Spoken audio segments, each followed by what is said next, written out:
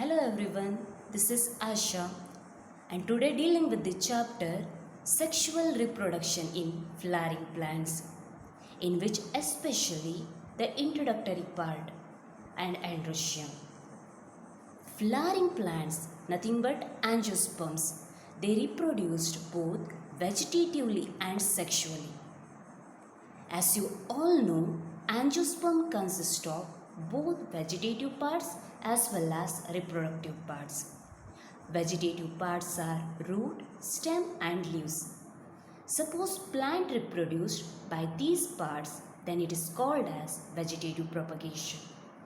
ಅಂದರೆ root stem ಮತ್ತು ಲೀವ್ಸಿಂದ ಹೊಸ ಪ್ಲ್ಯಾಂಟ್ ಏನಾದರೂ ಅರೈಸ್ ಆದರೆ ನಾವು ಅದನ್ನು ವೆಜಿಟೇಟಿವ್ ಪ್ರೊಪಗೇಷನ್ ಅಂತ ಕರಿತೀವಿ.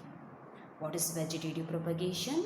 Arising of new plant by vegetative parts of the plant such as root, stem and leaves, and it is already completed in your previous chapter. For sexual reproduction, this plant produce a special organ called flower. Flower nothing but ಹೂವು. ಎಲ್ಲರಿಗೂ common ಆಗಿ ಗೊತ್ತಿರೋದೇ ಅಲ್ವಾ? Flower ಅನ್ನೋದು fascinating organ. ಅದಕ್ಕೆ bright rich attractive colour ಇರುತ್ತೆ, mesmerising fragrance ಇರುತ್ತೆ. ನಮ್ಮ ಲೈಫಲ್ಲಿ ಫ್ಲವರ್ಸಿಗೆ ಡಿಫ್ರೆಂಟೇ ವ್ಯಾಲ್ಯೂಸ್ ಇದೆ. ಅದಕ್ಕೆ ಎಸ್ಥೆಟಿಕ್ ವ್ಯಾಲ್ಯೂ ಇದೆ. ಎಸ್ಥೆಟಿಕ್ ಅಂದರೆ ನಥಿಂಗ್ ಬಟ್ ಅದರ ಸೌಂದರ್ಯಕ್ಕೆ ಇದೇನೋ ಇಲ್ವೋ ವ್ಯಾಲ್ಯೂ. ಆರ್ನಮೆಂಟಲ್ ವ್ಯಾಲ್ಯೂ ಇದೆ, ಅಂದರೆ ಅಲಂಕಾರಕ್ಕೋಸ್ಕರ. ಈಗ ನೋಡಿ, ಮದುವೆ ಇರ್ಬೋದು, ಫೆಸ್ಟಿವಲ್ ಇರ್ಬೋದು, ಇವನ್ ಏನಾದರೂ ಫಂಕ್ಷನ್ ಇರ್ಬೋದು, ಮೋರ್ ಗ್ರ್ಯಾಂಡ್ ಮಾಡೋದಕ್ಕೋಸ್ಕರ ಫ್ಲವರ್ ಡೆಕೋರೇಷನ್ ಮಾಡ್ತೀವಿ. ಗೊತ್ತಿದೆ ಅಲ್ವಾ ನಿಮಗೆ? ಸೋಷಿಯಲ್ ವ್ಯಾಲ್ಯೂ ಇದೆ, ಕಲ್ಚರಲ್ ವ್ಯಾಲ್ಯೂ ಇದೆ, ಈವನ್ ರಿಲಿಜಿಯಸ್ ವ್ಯಾಲ್ಯೂ ಕೂಡ ಇದೆ. ಯಾವುದೇ ಧರ್ಮದವ್ರು ಇರ್ಬೋದು, ದೇವ್ರಿಗೆ ಫ್ಲವರ್ಸನ್ನು ಏನು ಮಾಡ್ತಾರೆ? ಆಫರ್ ಮಾಡ್ತಾರೆ, ಹೌದಲ್ವಾ? ಅಷ್ಟೇ ಯಾಕೆ, ನಮ್ಮ ಫೀಲಿಂಗ್ಸನ್ನು ಕನ್ವೆ ಮಾಡೋದಕ್ಕೂ ನಾವು ಈ ಫ್ಲವರ್ಸನ್ನೇ ಯೂಸ್ ಮಾಡ್ತೀವಿ. ಲವನ್ನು ಎಕ್ಸ್ಪ್ರೆಸ್ ಮಾಡೋದಿದ್ರೆ, ಅಂದರೆ ಯಾರಿಗಾದರೂ ಪ್ರಪೋಸ್ ಮಾಡೋದಿದ್ರೆ ಫ್ಲವರ್ಸನ್ನು ಯೂಸ್ ಮಾಡ್ತೀವಿ, ಹೌದಲ್ವಾ? ಹ್ಯಾಪಿನೆಸ್ಸನ್ನು, ಅಫೆಕ್ಷನನ್ನು ಎಕ್ಸ್ಪ್ರೆಸ್ ಮಾಡೋದಿದ್ರೆ ಫ್ಲವರ್ಸನ್ನು ಕೊಡ್ತೀವಿ. ಯಾರಾದರೂ ಸತ್ತರೆ ಅವ್ರಿಗೆ ಅಂತಿಮ ನಮನ ಕೊಡೋದಕ್ಕೂ ನಾವು ಫ್ಲವರ್ಸನ್ನು ಆಫರ್ ಮಾಡ್ತೀವಿ, ಹೌದಲ್ವಾ? ಸೊ ಇದ್ಕ ಪ್ಲ್ಯಾಂಟ್ಸ್ ಫ್ಲವರನ್ನು ಪ್ರೊಡ್ಯೂಸ್ ಮಾಡೋದು. Then why this angiosperm produces flower? What is a flower for us? ಅಂದರೆ ಈ ಬಯಾಲಜಿಸ್ಟಿಕ್ ಫ್ಲವರ್ ಅಂದರೆ ಏನು? Flower is nothing but it is a modified shoot meant for sexual reproduction in angiosperm. What is flower? It is a modified shoot meant for sexual reproduction in angiosperm. Why it is a modified shoot? Because during flower formation, shoot apical meristem get converted into floral apical meristem. Internode size get condensed, and from the nodal region, instead of leaves, floral appendages such as calyx, corolla, androecium and gynoecium are formed. ಯಾಕಂತೆ flower is a modified shoot? ಯಾಕಂದರೆ flower formation ಆಗಬೇಕಾದ್ರೆ ಏನೇನಾಗುತ್ತಂತೆ? Shoot apical meristem ಇರೋದು floral apical meristem ಆಗುತ್ತಂತೆ. ಇಂಟರ್ನೋಡಿನ size ಏನಾಗುತ್ತಂತೆ? Condense ಆಗುತ್ತಂತೆ. Nodal ರೀಜನಿಂದ ಲೀವ್ಸಿನ ಬದಲಿಗೆ ಫ್ಲವರಿನ ಅಪೆಂಡೇಜಸ್ ಕ್ಯಾಲಿಕ್ಸ್, ಕೊರೊಲ್ಲಾ, ಆಂಡ್ರೋಶಿಯಮ್ ಮತ್ತು ಗೈನೋಶಿಯಮ್ ಒರಿಜಿನೇಟ್ ಆಗುತ್ತಂತೆ. ಅದಕ್ಕೋಸ್ಕರ ಫ್ಲವರ್ ಏನಂತೆ? ಮಾಡಿಫೈಡ್ ಶೂಟ್ ಅಂತೆ. So let us study what are the events in sexual reproduction of flowering plants. In previous chapter, you have studied sexual reproduction include 3 events that are pre-fertilization, fertilization and post-fertilization. Pre-fertilization event includes gametogenesis, andre gamete formation, and gamete transfer. Fertilization include fusion of male and female gamete, and post-fertilization include zygote and embryo. ನೆನಪಿಗೆ ಬಂತ ಏನಾದರೂ ಅಥವಾ ಫುಲ್ ಮಾಡ್ತಿದ್ದೀರೋ? So firstly deal with the prefertilisation structure and event. Firstly, several hormonal and structural changes are initiated which lead to the differentiation and further development of floral primordia. ಅಂದರೆ first and foremost ಆಗಿ hormonal ಅಂದರೆ hormones ಅಂದರೆ auxins, gibberellins ಮತ್ತು florigens shoot apical meristem ಮೇಲೆ act ಆಗಿ ಅದನ್ನು floral primordium ಆಗಿ convert ಮಾಡುತ್ತೆ.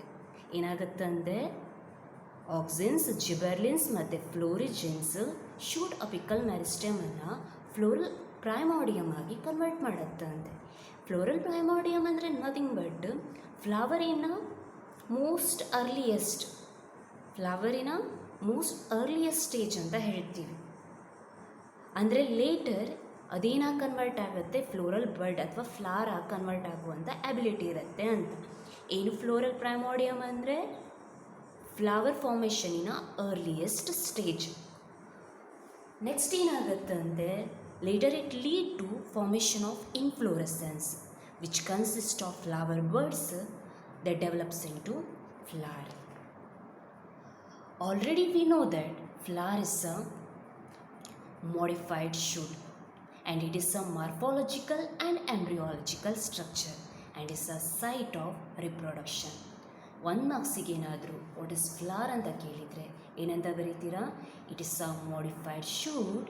It is the morphological and embryological structure and the site of sexual reproduction. ನೆನಪಿರತ್ತಲ್ವಾ? ಫ್ಲವರ್ ಕನ್ಸಿಸ್ಟ್ ಆಫ್ 4 whorls ಅಥವಾ parts. They are calyx, corolla, androecium and gynoecium. Calyx and corolla are the accessory whorls because they perform secondary functions like protection and attraction. Androecium and gynoecium are the necessary whorls because they are directly involved in sexual reproduction. Androecium is the male reproductive part and gynoecium is the female reproductive part. ಇದೆಲ್ಲ ನೀವು first ಇಯರಲ್ಲಿ ಕಲ್ತಿರೋದು, so ಹೆಚ್ಚೇನು stress ಕೊಡೋದು ಬೇಡ. ಈ LS of ಫ್ಲವರನ್ನು 3 ಮಾರ್ಕ್ಸಿಗೆ ಅಥವಾ 2 ಮಾರ್ಕ್ಸಿಗೆ diagram ಕೇಳ್ತಾರೆ. So ಕರೆಕ್ಟಾಗಿ ಅದನ್ನು ಬಿಡಿಸೋದಕ್ಕೆ practice ಮಾಡ್ಕೊಳ್ಳಿ. ಈ ಒಂದು ಸ್ಟ್ರಕ್ಚರ್ ಆಫ್ ಫ್ಲವರ್ಸನ್ನು ಕೂಡ ನೆನ್ಪಿಟ್ಕೊಂಡ್ರೆ ಒಳ್ಳೆಯದು, ಯಾಕಂದರೆ ಪ್ರಾಕ್ಟಿಕಲಿಗೆ ಮೋಸ್ಟ್ ಇಂಪಾರ್ಟೆಂಟ್ ಆಗಿರುತ್ತೆ. Next coming to androecium. Andros, that means male. It is a male reproductive part consists of whorls of stamens. Stamens are microsporophylls. Stamen number and length are variable in flower of different species. ಅಂದರೆ ಸ್ಪೀಸಿಸಿಂದ ಸ್ಪೀಸಿಸಿಗೆ stamen number ಏನಾಗುತ್ತೆ, very ಆಗುತ್ತೆ. Last year ನೀವು family study ಮಾಡಿದ್ರಿ, ಹೌದಲ್ವಾ? ಈ ಫ್ಯಾಬೇಸಿಯಲ್ಲಿ crotalaria ಆಸ example ಆಗಿ study ಮಾಡಿದ್ರಿ, ಸೊಲನೇಸಿಯಲ್ಲಿ ದದುರಾನ ಆಸ ಎಕ್ಸಾಂಪಲ್ ಆಗಿ ಸ್ಟಡಿ ಮಾಡಿದ್ರಿ. ಕ್ರೊಟಲೇರಿಯಾದಲ್ಲಿ 10 ಸ್ಟೇಮನ್ಸ್ ಇತ್ತು, ಅದೇ ದದುರಾದಲ್ಲಾದರೆ ಓನ್ಲಿ 5 ಸ್ಟೇಮನ್ಸ್ ಇತ್ತು. ಇವನ್ ಸೈಜಿಗೆ ಹೋದರೆ ಕ್ರೊಟಲೇರಿಯಾದ 10 ಸ್ಟೇಮನಲ್ಲಿ 5 ಸ್ಟೇಮನ್ಸ್ ಶಾರ್ಟ್ ಇತ್ತು, 5 ಸ್ಟೇಮನ್ ಏನಿತ್ತು, ಲಾಂಗ್ ಇತ್ತು. ದದುರಾದ ಸ್ಟೇಮನ್ ಅಬ್ಸರ್ವ್ ಮಾಡಿದರೆ ಅದು ಮಚ್ ಲಾಂಗೇಟೆಡ್ ಇತ್ತು. ನೆನಪಿಗೆ ಬಂತ ಏನಾದರೂ ಲಾಸ್ಟ್ ಇಯರ್ ಸ್ಟಡಿ ಮಾಡಿದ್ದು? ಇರಲಿ ಬಿಡಿ. ಈಗ ಸ್ಟೇಮನ್ಸಿನ ಮೇನ್ 2 ಪಾರ್ಟನ್ನು ನೋಡೋಣ. Typical stamen consist of mainly 2 parts, that is filament and anther. Filament and anther. Filament is a long slender stalk. Its proximal end is attached to thalamus or the petal or the tepal of the flower. Filament ಅನ್ನೋದೇನಂತೆ, it is a long slender stalk like structure ಅಂತೆ. ಅದರ proximal end ಯಾವುದಕ್ಕೆ attach ಆಗಿರುತ್ತೆ ಅಂತೆ, ಐದರ್ ಥಲಾಮಸ್ಸಿಗೆ ಅಥವಾ ಪೆಟಲಿಗೆ ಅಥವಾ ಟೆಪಲಿಗೆ attach ಆಗಿರುತ್ತಂತೆ. ಯಾವ ಫ್ಲವರಲ್ಲಿ ಪಾಲಿಆಂಡ್ರಸ್ condition ಅಂದರೆ ಸ್ಟೇಮನ್ಸ್ ಅಷ್ಟು ಫ್ರೀ ಇರುತ್ತಲ್ವ, ಅದರಲ್ಲಿ ಈ ಪ್ರಾಕ್ಸಿಮಲ್ ಎಂಡ್ ಯಾವುದಕ್ಕೆ ಅಟ್ಯಾಚ್, ಥಲಾಮಸ್ಸಿಗೆ. ಪಾಲಿಆಂಡ್ರಸ್ ಇದ್ದರೆ ಥಲಾಮಸ್ಸಿಗೆ ಅಟ್ಯಾಚ್ಮೆಂಟ್. ಎಪಿಪೆಟಲಸ್ ಕಂಡೀಷನ್ ಇದ್ದರೆ ಪೆಟಲ್ಸಿಗೆ ಅಟ್ಯಾಚ್ಮೆಂಟ್. ಎಪಿಫಿಲ್ಲಸ್ ಇದ್ದರೆ ಟೆಪಲ್ಸಿಗೆ ಅಥವಾ ಪೆರಿಯಾಂತಿಗೆ ಅಟ್ಯಾಚ್ಮೆಂಟ್. ಪಾಲಿಆಂಡ್ರಸ್ ಇದ್ದರೆ ಥಲಾಮಸ್, ಎಪಿಪೆಟಲಸ್ ಇದ್ದರೆ ಪೆಟಲ್ಸ್, ಎಪಿಫಿಲ್ಲಸ್ ಇದ್ದರೆ ಪೆರಿಯಾಂತ್ ಅಥವಾ ಟೆಪಲ್ಸಿಗೆ ಅಟ್ಯಾಚ್ಮೆಂಟ್. ಇದನ್ನು ನೆನ್ಪಿಟ್ಕೊಳ್ತೀರಾ ಅಂತ ಅಂದ್ಕೊಳ್ತೀನಿ. Filament is a long slender stalk like structure. Its proximal and attach to either thalamus or petal or tepal. Next coming to anther. It is a terminal spore bearing structure. ಈ ಆ್ಯಂಥರಲ್ಲಿ ಮೈಕ್ರೋಸ್ಪೋರ್ಸ್ ಅಂದರೆ pollen grains produce ಆಗುತ್ತೆ. ಅದಕ್ಕೆ it is a terminal spore bearing structure ಅಂತ ಹೇಳ್ತೀವಿ. Typical anther is bilobed. Typical anther is bilobed. Each lobe consists of two theca. Each lobe consists of two theca. That condition is called as dithecous. Suppose one lobe alli ಒಂದೇ ಒಂದು theca ಇದ್ದರೆ, each lobe consists of single theca ಇದ್ದರೆ, that condition is called as monothecous and it is the characteristic feature of family Malvaceae. ಅಂದರೆ ನಿಮ್ಮ hibiscus ಫ್ಯಾಮಿಲಿಯ characteristic feature. Exception ಅದು ಮಾಲ್ವೇಸಿಯಲ್ಲಿ ಮಾತ್ರ ಏನಿರುತ್ತೆ, ಒಂದು ಲೋಬಲ್ಲಿ ಒಂದೇ ಥೀಕ. ಬಾಕಿ ಆಲ್ಮೋಸ್ಟ್ ಎಲ್ಲ ಫ್ಯಾಮಿಲೀಸಲ್ಲಿ ಏನಾಗಿರುತ್ತೆ, each lobe consist of two theca. This two thecas are often separated by a longitudinal groove which run lengthwise throughout the lobe of the anther. ನೆನ್ಪಿಟ್ಕೊಳ್ತೀರಾ? Anther is a terminal spore-bearing structure, typically bilobed. Each lobe consists of two theca. That condition is called as dithecous. Suppose lobe consists of only one theca. That condition is called as monothecous and it is a characteristic feature of family Malvaceae or the hibiscus family. Next, coming to transverse section of the anther. The transverse section of anther is almost tetragonal structure. Tetragonal, four-sided structure consisting of four microsporangia located at the corner.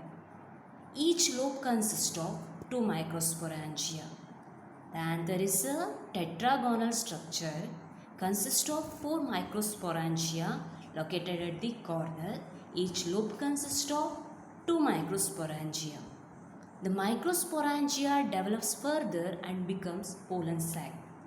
They extend longitudinally all through the length of the anther and are packed with pollen grains. ಅರ್ಥ ಆಯ್ತಾ ಏನಾದ್ರೂ? So ಇಲ್ಲಿ ನೋಡ್ಬೋದು ನೋಡಿ, T S of anther ಹೇಗಿರುತ್ತಂತೆ, ಟೆಟ್ರಾಗಾನಲ್ ಅಂದರೆ four sided structure ಅಂತೆ. ನಾಲ್ಕು ಕಾರ್ನರಲ್ಲಿ ನಾಲ್ಕೇನಿರುತ್ತಂತೆ, ಮೈಕ್ರೋಸ್ಪೊರಾಂಜಿಯಾ present ಇರುತ್ತಂತೆ. ಇದು ಮೈಕ್ರೋಸ್ಪೊರಾಂಜಿಯಾ ಅಂತಂದರೆ, ಸಿಂಗಲ್ ಇದ್ದರೆ ಮೈಕ್ರೋಸ್ಪೊರಾಂಜಿಯಮ್, ಅದೇ ಫ್ಲೂರಲ್ಲಿದ್ದರೆ ಮೈಕ್ರೋಸ್ಪೊರಾಂಜಿಯಾ. ಈಚ್ ಕಾರ್ನರಲ್ಲಿ ಏನಿರುತ್ತಂತೆ, 4 ಮೈಕ್ರೋಸ್ಪೊರಾಂಜಿಯಾ ಇರುತ್ತಂತೆ. ಅರ್ಥ ಆಗ್ತದೇನಾ? ಈ ಮೈಕ್ರೋಸ್ಪೊರಾಂಜಿಯಾನೇ ಫರ್ದರ್ ಡೆವಲಪ್ ಆಗಿ ಪೋಲನ್ ಸ್ಯಾಕಾಗಿ ಕನ್ವರ್ಟ್ ಆಗುತ್ತಂತೆ. ಈ ಪೋಲನ್ ಸ್ಯಾಕಲ್ಲಿ ಥೌಸಂಡ್ಸ್ ಆಫ್ ಪೋಲನ್ ಗ್ರೇನ್ಸ್ ಇರುತ್ತಂತೆ. ಸರಿಯಾಗಿ ನೆನ್ಪಿಟ್ಕೊಳ್ಳಿ, ಈ ಡಯಾಗ್ರಾಮ್ ಏನಿದೆ ಅಲ್ವಾ, ಟಿ ಎಸ್ ಆಫ್ ಯಾವುದು, ಯಂಗ್ ಆ್ಯಂಥರ್. 5 ಮಾರ್ಕ್ಸಿಗೆ ಅಥವಾ 3 ಮಾರ್ಕ್ಸಿನ ಮೋಸ್ಟ್ ಇಂಪಾರ್ಟೆಂಟ್ ಕ್ವಶನ್ ಅದು. ಅದಕ್ಕೆ ಆ ಡಯಾಗ್ರಾಮನ್ನು ಸರಿಯಾಗಿ ಪ್ರಾಕ್ಟೀಸ್ ಮಾಡಿ ಇಟ್ಕೊಳ್ಳಿ. Explain the structure of T S of young anther ಅಂತ ಕೇಳ್ತಾರೆ 5 ಮಾರ್ಕ್ಸಿಗೆ. ಪದೇ ಪದೇ ಕೇಳುವಂಥ question.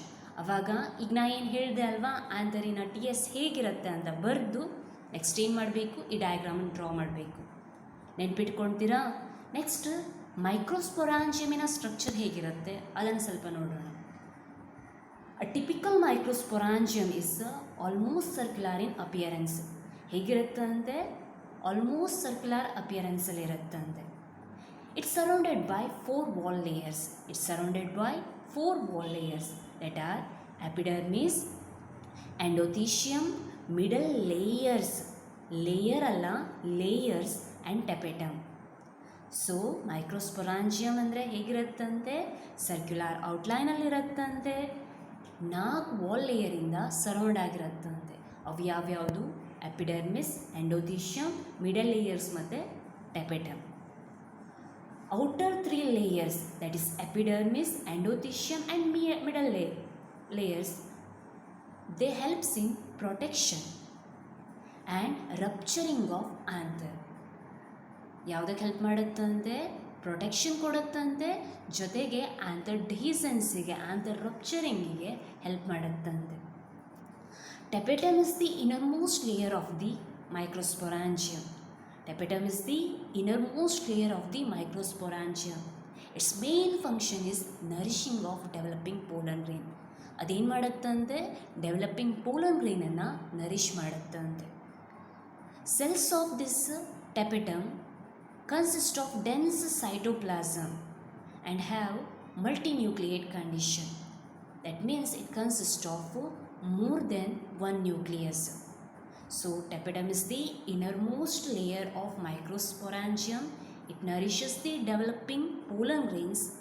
Its cell consists of dense cytoplasm and multinucleate condition. When anther is young, there is a compactly arranged homogeneous cells occupies at the center of microsporangium. They are called as sporogenous tissue. ಯಾವಾಗ anther Young ಇರುತ್ತಲ್ವಾ, ಈ ಮೈಕ್ರೋಸ್ಪೊರಾಂಜಿಯಮಿನ ಸೆಂಟರಲ್ಲಿ homogeneous ಅಂದರೆ ಎಲ್ಲವೂ ಒಂದೇ ರೀತಿ ಇರುವಂಥ homogeneous compactly arranged cells ಇರುತ್ತೆ. ಅವನ್ನು ನಾವೇನಂತ ಹೇಳ್ತೀವಿ, ಸ್ಪೋರೋಜಿನಸ್ cells. What is ಸ್ಪೋರೋಜಿನಸ್ cells? Sporogenous cells are compactly arranged homogeneous cells that occupies at the center of each microsporangium of young anther. ಏನಂತೆ? It is a group of compactly arranged homogeneous cells occupies at the center of each microsporangium of young anther. So ಮೈಕ್ರೋಸ್ಪೊರಾಂಜಿಯಮಿನ structure ಕೂಡ 3 ಮಾರ್ಕ್ಸಿಗೆ ಅಥವಾ 5 ಮಾರ್ಕ್ಸಿನ most important question. ಓದ್ಕೊಂಡು ಇಟ್ಕೊಳ್ಳೋದೋ ಬಿಡೋದೋ ನಿಮ್ಗೆ ಬಿಟ್ಟಿರೋದು. Next ಮೈಕ್ರೋಸ್ಪೋರೋಜೆನೆಸಿಸನ್ನು study ಮಾಡೋಣ.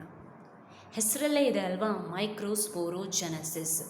2 term ಇದೆ, ಒಂದು microspore ಮತ್ತೊಂದು ಜೆನೆಸಿಸ್. ಜೆನೆಸಿಸ್ ಗೊತ್ತಾ ಏನು ಅಂತ? Formation. So microsporogenesis is nothing but it's a process of formation of microspore from pollen mother cell or microspore mother cell through meiosis. What is microsporogenesis? The formation of microspores from pollen mother cell or microspore mother cell through meiosis. As the anther develops, each cell of the sporogenous tissue undergo meiotic division to form microspore tetrad. Anther develop ಆದಂಗೆಯ ಈ sporogenous tissue ಏನಿದೆ ಅಲ್ವಾ, ಅವೇನಾಗುತ್ತೆ, meiotically divide ಆಗಿ microspore tetrad ಆಗಿ convert ಆಗುತ್ತೆ. Each one is the potential pollen. Each one is the potential pollen or microspore mother cell. The microspores are arranged in a cluster of 4 cells. They are called as microspore tetrad. As the anther matures and dehydrates, the microspores dissociate from each other and develops into pollen grains. Inside each microsporangium, thousands of pollen grains are formed that are released with the dehiscence of anther. ಗೊತ್ತಾಯ್ತಾ ಏನಾದ್ರೂ? ಸರಿ ನೆನ್ಪಿಟ್ಕೊಳ್ಳಿ. Anther ಯಾವಾಗ Young ಇರುತ್ತಲ್ವ, ಈ ಸ್ಪೋರೋಜಿನಸ್ tissues ಏನಿದೆ ಅಲ್ವಾ, ಅವೇನಿರುತ್ತಂತೆ ಪಾಲಿಗಾನಲ್ shape ಅಂದರೆ ಹೆಕ್ಸಾಗಾನಲ್ಲೋ ಪೆಂಟಾಗಾನಲ್ಲೋ ಶೇಪಲ್ಲಿ ಪ್ರೆಸೆಂಟ್ ಇರುತ್ತಂತೆ. ಕಾಂಪ್ಯಾಕ್ಟಾಗಿ ಅರೇಂಜ್ ಆಗಿರುತ್ತಂತೆ, ಅಂದರೆ ಒಂದಕ್ಕೊಂದು ಹತ್ತಿರಾಗಿ ಅರೇಂಜ್ ಆಗಿರುತ್ತಂತೆ. ಆ್ಯಂಥರ್ ಯಾವಾಗ ಡೆವಲಪ್ ಆಗ್ತಾ ಹೋಗುತ್ತೆ, ಈ ಸ್ಪೋರೋಜಿನಸ್ ಟಿಶ್ಯೂ ಏನಾಗುತ್ತೆ, ರೌಂಡ್ ಅಥವಾ ಸ್ಪೆರಿಕಲ್ ಶೇಪಲ್ಲಿ ಕನ್ವರ್ಟ್ ಆಗುತ್ತಂತೆ, ಮತ್ತು ಲೂಸಾಗಿ ಅರೇಂಜ್ ಆಗೋಕ್ಕೆ ಸ್ಟಾರ್ಟ್ ಆಗುತ್ತೆ. ಈಚ್ ಸೆಲ್ ಏನಾಗುತ್ತೆ, ಮಿಯೋಸೈಟ್ ಆಗಿ ಆ್ಯಕ್ಟ್ ಆಗುತ್ತೆ. ಡಿಪ್ಲಾಯ್ಡ್ ಸೆಲ್ ಇರೋದಕ್ಕೋಸ್ಕರ ಮಿಯೋಸಿಸ್ ಆಗಿ ಏನು ಮಾಡುತ್ತಂತೆ, ಮೈಕ್ರೋಸ್ಪೋರ್ ಟೆಟ್ರಾಡನ್ನು ಫಾರ್ಮೇಷನ್ ಮಾಡುತ್ತಂತೆ. ಅಂದರೆ 4 ಮೈಕ್ರೋಸ್ಪೋರು ಒಂದು ಕ್ಲಸ್ಟರಲ್ಲಿರುತ್ತೆ, ಅದನ್ನು ನಾವು ಮೈಕ್ರೋಸ್ಪೋರ್ ಟೆಟ್ರಾಡ್ ಅಂತ ಹೇಳ್ತೀವಿ. ಆ್ಯಂಥರ್ ಫರ್ದರ್ ಮ್ಯಾಚೂರ್ಡ್ ಆಗಿ ಡಿಹೈಡ್ರೇಟ್ ಆಗುತ್ತಲ್ವ, ಅವಾಗ ಈ 4 ಮೈಕ್ರೋಸ್ಪೋರ್ಸ್ ಒಂದರಿಂದ ಒಂದು ಸಪ್ರೇಟ್ ಆಗಿ ಏನಾಗುತ್ತೆ, ಮೈಕ್ರೋಸ್ಪೋರ್ ಆಗುತ್ತೆ. ಲೇಟರ್ ಅದೇ ಮೈಕ್ರೋಸ್ಪೋರನ್ನು ನಾವೇನಂತ ಕರಿತೀವಿ, ಪೋಲನ್ ಗ್ರೇನ್ ಅಂತ ಕರಿತೀವಿ. ಸೊ ಈಗ ಮೈಕ್ರೋಸ್ಪೊರಾಂಜಿಯಮ್ ಅಥವಾ ಪೋಲನ್ ಸ್ಯಾಕಲ್ಲಿ ಥೌಸಂಡ್ಸ್ ಆಫ್ ಏನಿದೆ, ಪೋಲನ್ ಗ್ರೇನ್ ಇದೆ. ಅವು ಹೇಗೆ ಬರುತ್ತಪ್ಪ, ಆ್ಯಂಥರ್ ವಾಲ್ ರಪ್ಚರ್ ಆಗಿ. ಆ ಪ್ರೊಸೆಸ್ಸಿಂಗ್ ನಾವು ಡೆಹಿಸೆನ್ಸ್ ಅಂತ ಹೇಳ್ತೀವಿ. What is anther dehiscence? Release of pollen by rupturing anther wall. Anther dehiscence ಅಂದರೆ release of anther wall release of pollen grain by rupturing anther wall. Next ಬರೋಣ pollen grains. Pollen grain is nothing but it's a male gametophyte, generally spherical in outline, 25 to 50 micrometer in diameter. So ನೀವು ಯಾವುದಾದ್ರು ಫ್ಲವರನ್ನು touch ಮಾಡಿದಾಗ ನಿಮಗೆ ಒಂದು ರೀತಿ pale yellow colour dust ಥರ particle ನಿಮ್ಮ ಕೈಗೆ ಟಚ್ ಆಗುತ್ತೆ. That is nothing but pollen grain. Pollen ಗ್ರೇನನ್ನು ನಾವು ಮೇಲ್ ಗ್ಯಾಮೆಟೋಫೈಟ್ ಅಂತ ಹೇಳ್ತೀವಿ. ಯಾಕಂದರೆ ಮೇಲ್ ಗ್ಯಾಮೆಟ್ ಏನಿದೆ ಅಲ್ವಾ, ಈ ಪೋಲನ್ ಗ್ರೇನಲ್ಲೇ ಪ್ರೊಡ್ಯೂಸ್ ಆಗುತ್ತೆ. ಯೂಶ್ವಲಿ ಅದು ಸ್ಪೆರಿಕಲ್ ಶೇಪಲ್ಲೇ ಇರುತ್ತೆ, 25 to 50 ಮೈಕ್ರೋಮೀಟರ್ ಡಯಾಮೀಟ್ರಲ್ಲಿ ಇರುತ್ತೆ. ಆಯಿತಾ? ಇನ್ ಡೀಟೇಲ್ ಈ ಪೋಲನ್ ಗ್ರೇನಿನ ಸ್ಟ್ರಕ್ಚರಿಗೆ ಬಂದರೆ, its cytoplasm is surrounded by plasma membrane. A pollen grain has two layered wall.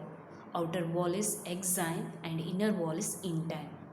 Exine is the outer hard layer made up of sporophyllin.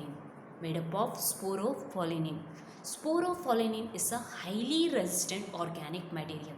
It can withstand for high temperature, strong acid and strong base. Enzyme cannot degrade this sporophyllin. So, pollen grains are well preserved as fossils. This exine consists of aperture called germ pore where sporophyllin is absent. Exine consists of various fascinating arrays or patterns or designs. ಏನಾದರೂ ಅರ್ಥ ಆಯ್ತಾ? Pollen ಗ್ರೇನಿಗೆ 2 wall layer ಇದೆ. Outer wall layer ಯಾವುದು? Exine. ಅದು hard ಇರುತ್ತೆ. ಯಾವುದಾದ್ರೂ ಕೆಮಿಕಲಿಂದ formation ಆಗಿರುತ್ತೆ, ಸ್ಪೋರೋಫಾಲಿನಿನ್ ಅನ್ನುವಂಥ ಕೆಮಿಕಲಿಂದ ಫಾರ್ಮೇಷನ್ ಆಗಿರುತ್ತೆ. ಈ ಸ್ಪೋರೋಫಾಲಿನಿನ್ ಏನಿದೆ ಅಲ್ವಾ, ಹೈಲಿ ರೆಸಿಸ್ಟೆಂಟ್ ಕೆಮಿಕಲ್. ಅದು ಹೈ ಟೆಂಪ್ರೇಚರಿಗೆ, ಸ್ಟ್ರಾಂಗ್ ಆ್ಯಸಿಡಿಗೆ, ಸ್ಟ್ರಾಂಗ್ ಅಲ್ಕಲಿಗೆ ವಿತ್ಸ್ಟ್ಯಾಂಡ್ ಆಗುವಂಥ ಅಬಿಲಿಟಿ ಇರುತ್ತೆ. ಯಾವುದೇ ಎನ್ಸೈಮ್ ಅದನ್ನು ಏನು ಮಾಡೋಕ್ಕಾಗಲ್ಲ, ಡಿಗ್ರೇಡ್ ಮಾಡೋಕ್ಕಾಗಲ್ಲ. ಅದಕ್ಕೆ ಈ ಪೋಲನ್ ಗ್ರೇನ್ಸನ್ನು ವೆಲ್ ಪ್ರಿಸರ್ವ್ಡ್ ಆ್ಯಸ್ ಏನಂತ ಹೇಳ್ತೀವಿ, ಫಾಸಿಲ್ಸ್ ಆಗಿ ಪ್ರಿಸರ್ವ್ ಮಾಡ್ಬೋದಂತ. ಅರ್ಥ ಆಗುತ್ತಾ? ಈ ಎಕ್ಸೈನ್ ಮೇಲೆ ಅಲ್ಲಲ್ಲಿ ಏನಿರುತ್ತೆ ಅಂದರೆ ಸ್ಮಾಲ್ ಅಪರ್ಚರ್ ಅಥವಾ ಪೋರ್ ಇರುತ್ತಂತೆ. ಅಲ್ಲಿ ಸ್ಪೋರೋಫಾಲಿನಿನ್ ಅಬ್ಸೆಂಟ್. ಅದನ್ನು ನಾವು ಜರ್ಮ್ ಪೋರ್ ಅಂತ ಹೇಳ್ತೀವಿ. What is germ pore? Small aperture or pore present on exine where sporophyllin is absent. What is the function of this germ pore? ಯಾಕಿರ್ಬೋದು ಈ ಜರ್ಮ್ ಪೋರ್? ಏನಾದರೂ ಯೂಸ್ ಇದೆನಾ ಜರ್ಮ್ ಪೋರಿಂದು, ಅಥವಾ ಜಸ್ಟ್ ವೇಸ್ಟ್ ಆಗು germ pore? ಈ germ pore ಇರೋದ್ರಿಂದನೇ later pollen tube ಏನಿದೆ ಅಲ್ವಾ, ಅದು ಎಮರ್ಜ್ ಔಟ್ ಆಗೋದಕ್ಕೆ ಹೆಲ್ಪ್ ಆಗುತ್ತೆ. ನೀವು ಆಮೇಲೆ ಸ್ಟಡಿ ಮಾಡ್ತೀರಾ, ಅದಕ್ಕೆ ಎಕ್ಸ್ಟ್ರಾ ಈಗ ಟೆನ್ಷನ್ ಬೇಡ ಅಂತ. ಸಪೋಸ್ ಒಂದು ಪೋಲನ್ ಗ್ರೇನಲ್ಲಿ ಒಂದೇ ಒಂದು ಜರ್ಮ್ ಪೋರ್ ಇದ್ದರೆ ಅದನ್ನು ನಾವು ಮೊನೊಕಾಲ್ಪೇಟ್ ಅಂತ ಹೇಳ್ತೀವಿ. Pollen grain consists of single germ pore, then it is called as monocolpate, and it is the characteristic feature of monocot plants. 2 ಇದ್ದರೆ bicolpate, 3 ಇದ್ದರೆ tricolpate. Bi and tri ಏನಿದೆ ಅಲ್ವಾ, it's the characteristic feature of dicot plant. Dicot ಪ್ಲ್ಯಾಂಟಿನ ಪೋಲನ್ಸಲ್ಲಿ 2 ಅಥವಾ 3 ಏನಿರುತ್ತೆ germ four ಇರುತ್ತೆ. ಅದೇ ಮೊನೊಕಾಟಲ್ಲಾದರೆ ಓನ್ಲಿ 1 ಜರ್ಮ್ ಪೋರ್ ಇರುತ್ತೆ. ನೆನ್ಪಿಟ್ಕೊಳ್ತೀರಾ ಅಂತ ಅಂದ್ಕೊಳ್ತೀನಿ. So inner wall of this pollen is called as intine, and it is thin and continuous and made up of cellulose and pectin. Okay, pollen ಗ್ರೇನಿನ ಇನ್ನರ್ ವಾಲ್ಗೆ ಏನಂತ ಹೇಳ್ತೀವಂತೆ? ಇಂಟೈನ್ ಅಂತ ಹೇಳ್ತೀವಿ. ಅದೇನಿರತ್ತಂತೆ? ಥಿನ್ ಅಂತೆ, ಕಂಟಿನ್ಯೂಯಸ್ ಇರುತ್ತಂತೆ. ಯಾವುದರಿಂದ ಆಗಿರುತ್ತೆ? Cellulose and pectin. So pollen ಅಂದರೆ ಏನು? It's a male gamete, spherical in shape, pale yellow in color, 25 to 50 micrometer in diameter. Cytoplasm is surrounded by cell membrane or plasma membrane.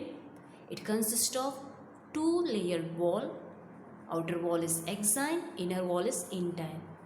Exine is hard, intine is thin. Exine consists of germ pores or aperture, whereas intine is continuous. Exine is made up of sporophyllin, intine is made up of cellulose and pectin. ಜೊತೆಗೆ ಎಕ್ಸೈನಲ್ಲಿ various patterns ಮತ್ತು ಅರೇ ಇರುತ್ತೆ ಅಂತ ಹೇಳಿದ್ನಲ್ವಾ. ನೀವು litre ಈಗ practical ಮಾಡಬೇಕಾದ್ರೆ ಹೈಬಿಸ್ಕಸ್ಸಿನ ಪೋಲನ್ಸನ್ನು observe ಮಾಡ್ತೀರಾ. Even ವಿಂಕಾದ ಪೋಲನ್ಸನ್ನು observe ಮಾಡ್ತೀರಾ. ಹೈಬಿಸ್ಕಸ್ಸಿನ pollen ಗ್ರೇನಿನ exine ಮೇಲೆ ಸ್ಪೈನ್ಸ್ ಪ್ರೆಸೆಂಟ್ ಇರುತ್ತೆ. ಅದೇ ಆ ವಿಂಕಾದ ಪೋಲನ್ಸ್ ಎಕ್ಸೈನ್ ಏನಿರುತ್ತಲ್ವ ಸ್ಮೂತ್ ಇರುತ್ತೆ. ಸೊ ವೇರಿಯಸ್ ಡಿಸೈನ್ಸ್ ಪ್ಯಾಟರ್ನ್ಸ್ ಇರುತ್ತೆ ಯಾವುದ್ರ ಮೇಲೆ, ಈ ಎಕ್ಸೈನ್ ಮೇಲೆ. ಮ್ಯಾಚುರ್ ಪೋಲನ್ ಗ್ರೇನಲ್ಲಿ 2 ಸೆಲ್ಸ್ ಇರುತ್ತೆ. ಯಾವುದಂದರೆ ವೆಜಿಟೇಟಿವ್ ಸೆಲ್ ಮತ್ತು ಜನರೇಟಿವ್ ಸೆಲ್. ವೆಜಿಟೇಟಿವ್ ಸೆಲ್ ಏನಿದೆ ಅಲ್ವಾ, ಬಿಗ್ಗರ್ ಸೆಲ್. ಅದರಲ್ಲಿ ಅಬಂಡೆಂಟ್ ರಿಸರ್ವ್ ಫುಡ್ ಮೆಟೀರಿಯಲ್ ಇರುತ್ತೆ ಮತ್ತು ಲಾರ್ಜ್ ಇರ್ರೆಗ್ಯುಲರ್ ಶೇಪ್ ನ್ಯೂಕ್ಲಿಯಸ್ ಇರುತ್ತೆ. Vegetative cell is bigger, has a abundant food reserve and a large irregular shaped nucleus. Generative cell is small, float in the cytoplasm of vegetative cell. It is spindle shaped with dense cytoplasm and a nucleus. Generative cell ಏನಂತೆ small ಅಂತೆ, ಅದು ಎಲ್ಲಿರುತ್ತಂತೆ ಈ vegetative ಸೆಲ್ಲಿನ ಸೈಟೋಪ್ಲಾಸಮಲ್ಲಿ present ಇರುತ್ತೆ, spindle ಶೇಪಲ್ಲಿ ಇರುತ್ತೆ, ಅದರಲ್ಲೂ ಡೆನ್ಸ್ ಸೈಟೋಪ್ಲಾಸಮ್ ಮತ್ತು ನ್ಯೂಕ್ಲಿಯಸ್ ಪ್ರೆಸೆಂಟ್ ಇರುತ್ತೆ. ಈಗ ನೀವು ಸರಿ ನೆನ್ಪಿಟ್ಕೊಳ್ಬೇಕು, over 60% angiosperm shed their pollen at 2 cell stage. 2 cell ಅಂದರೆ ಜನರೇಟಿವ್ ಮತ್ತು ವೆಜಿಟೇಟಿವ್ ಸೆಲ್ ಇರುತ್ತಲ್ವ, ಆ ಸೆಲ್ ಕಂಡೀಷನಲ್ಲಿ ಪೋಲನ್ ಏನಾಗುತ್ತೆ ಅಂದರೆ ಶೆಡ್ಡಿಂಗ್ ರಿಲೀಸ್ ಆಗುತ್ತೆ ಅಂತ. ರಿಮೈನಿಂಗ್ 40% ಆಂಜಿಯೋಸ್ಪರ್ಮ್ ಏನು pollen release at 3 cell stage. 2 cell okay, vegetative cell and generative cell. 3 cell ಅಂದರೆ ಏನಪ್ಪ ಅಂತ ಯೋಚನೆ ಆಗ್ತಿದೆನಾ? ಇಲ್ಲೇನೂ ಆಗಲ್ಲ. ಈ ಜನರೇಟಿವ್ ಸೆಲ್ ಏನಿದೆ ಅಲ್ವಾ, ಮೈಟೋಟಿಕಲಿ ಡಿವೈಡ್ ಆಗಿ 2 ಮೇಲ್ ಗ್ಯಾಮೆಟನ್ನು ಪ್ರೊಡ್ಯೂಸ್ ಮಾಡುತ್ತೆ. ಸೊ ಒಂದು vegetative cell, 2 male gamete, total ಆಗಿ 3 cells, 3 celled ಪೋಲನ್ ಗ್ರೇನ್. ನೆನ್ಪಿಟ್ಕೊಳ್ತೀರಾ, over 60% angiosperm shed their pollen at 2 cell stage, remaining shed their pollen at 3 cell stage. What is 3 cell stage? 1 vegetative cell and 2 male gamete that are formed by the mitotic division of generative cell. Next, coming to pollen viability. Pollen shedding ಆದ ನಂತರ ಈ pollen ಏನಿದೆ ಅಲ್ವಾ, ತನ್ನ compatible ಸ್ಟಿಗ್ಮಾದ ಮೇಲೆ land ಆಗಬೇಕು. Before it loose its ಏನಂತ ಹೇಳ್ತೀವಿ, viability. Viability is nothing but it is a period in which pollen grain remain viable. That means it has the ability to germinate. Pollen germinate ಆಗುವಂಥ ability ಇರುವಂಥ ಆ period or ಆ time ಡ್ಯೂರೇಷನ್ಗೆ ನಾವು pollen viability ಅಂತ ಹೇಳ್ತೀವಿ. ಈ pollen viability ಮೇಯ್ನಾಗಿ ಪ್ರಿವಿಲಿಂಗ್ ಟೆಂಪ್ರೇಚರ್ ಮತ್ತು ಹ್ಯುಮಿಡಿಟಿ ಮೇಲೆ ಡಿಪೆಂಡ್ ಆಗಿರುತ್ತೆ. ಪೋಲನ್ ವಯಾಬಿಲಿಟಿ ಪೀರಿಯಡ್ ಒಂದು ಪ್ಲ್ಯಾಂಟಿಂದ ಮತ್ತೊಂದು ಪ್ಲ್ಯಾಂಟಿಗೆ ವೇರಿ ಆಗುತ್ತೆ. ಈ ಸಮ್ ಸೀರಿಯಲ್ಸಲ್ಲಿ ಅಂದರೆ ವೀಟ್, ರೈಸ್ ಅದರಲ್ಲಾದರೆ ಇಷ್ಟಂತೆ 30 minutes ಇರುತ್ತೆ. ಅದೇ ಮೆಂಬರ್ಸ್ ಆಫ್ ಲೆಗ್ಯುಮಿನೇಸಿ, ರೋಸೇಸಿ, ಸೊಲನೇಸಿ ಎಲ್ಲ ಆದರೆ ವಯಾಬಿಲಿಟಿ ಫಾರ್ ಮಂತ್ಸ್ ಇರುತ್ತೆ. ಅರ್ಥ ಆಗ್ತದೇನಾ ನಿಮಗೆ? ಸೊ ಪೋಲನ್ ವಯಾಬಿಲಿಟಿ ಅಂದರೆ ಏನು? The period in which pollen is remain viable. It has the ability to germinate. Next coming to pollen allergy.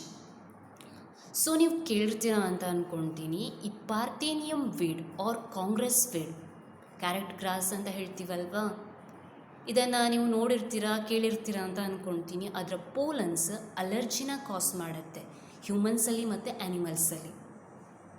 So ಕೆಲವೊಂದು ಪ್ಲ್ಯಾಂಟಿನ ಪೋಲನ್ಸ್ ಏನಿರುತ್ತೆ ಹ್ಯೂಮನ್ಸಿಗೆ chronic ಡಿಸಾರ್ಡರ್ಸನ್ನು ಕಾಸ್ ಮಾಡುತ್ತೆ. ಸಚ್ ಆಸ್ ಅಸ್ತಮಾ ಇರ್ಬೋದು, bronchitis ಇರ್ಬೋದು, ಈವನ್ ಹೇ ಫೀವರ್ ಅಂತ ಇರುತ್ತೆ, ಅದನ್ನು ಕಾಸ್ ಮಾಡುತ್ತೆ. ಸೊ ಪೋಲನ್ ಅಲರ್ಜಿ ಅಂದರೆ ಏನು?